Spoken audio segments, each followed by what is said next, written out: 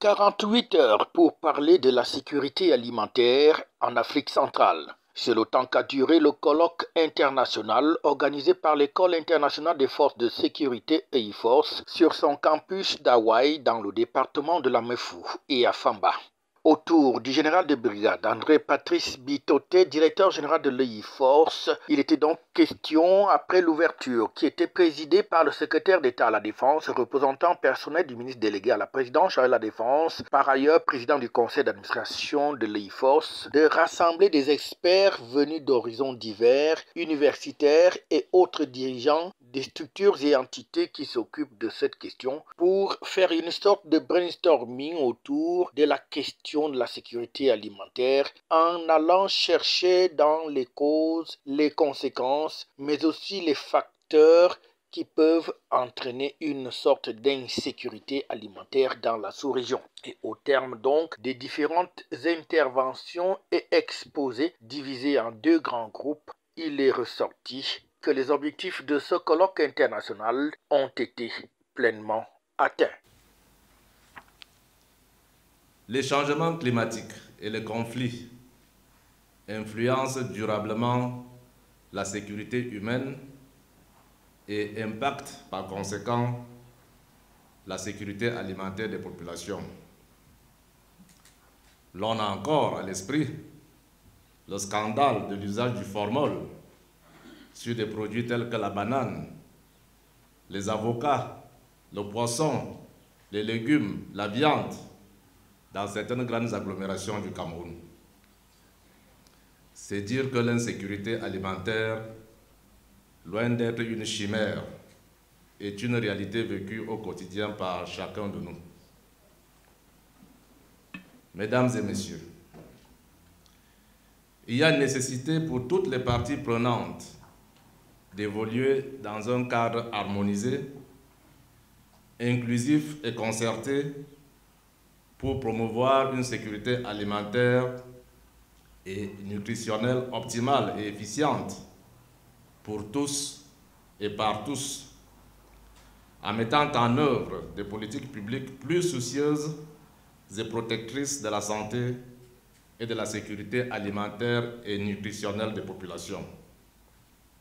Des assises du campus EIFORCE d'Hawaï, il ressort donc des recommandations à destination des dirigeants au niveau de la sous-région Afrique centrale pour asseoir véritablement toutes les données devant permettre à l'atteinte d'une sécurité alimentaire. Nous avons, pendant ces 48 heures, également essayé de mettre en exergue toutes les conséquences qui peuvent transparaître de cette question de l'insécurité alimentaire. Nous avons aussi permis de mieux cerner ce concept, de le comprendre sous toutes ses facettes. Et à l'issue des travaux, un certain nombre de recommandations ont été formulées.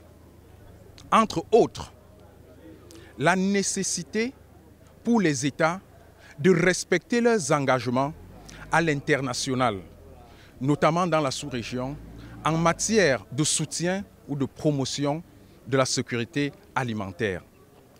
Nous sommes également arrivés au résultat suivant. Il a été recommandé une synergie d'action entre les différents acteurs du domaine.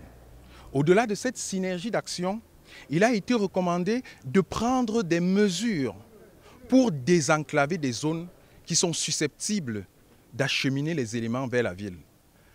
Comme recommandation également, la nécessité de mettre l'emphase sur l'économie bleue, c'est-à-dire mobiliser toutes les ressources des eaux pour pouvoir booster leur capacité, leur contribution dans le cadre de cette sécurité alimentaire. Une autre recommandation a porté sur la nécessité de prendre des dispositions pour diversifier et promouvoir l'augmentation de la qualité des ressources alimentaires. Parce que nous savons très bien qu'il ne suffit pas d'avoir de la nourriture en quantité, il faut également l'avoir en qualité. Et c'est l'une des menaces qui porte atteinte à la santé. Une recommandation aussi a été donnée dans le cadre de la nécessité de stabiliser les prix des denrées alimentaires. En d'autres termes, lutter contre la vie chère pour permettre au panier de la ménagère d'être mieux garni.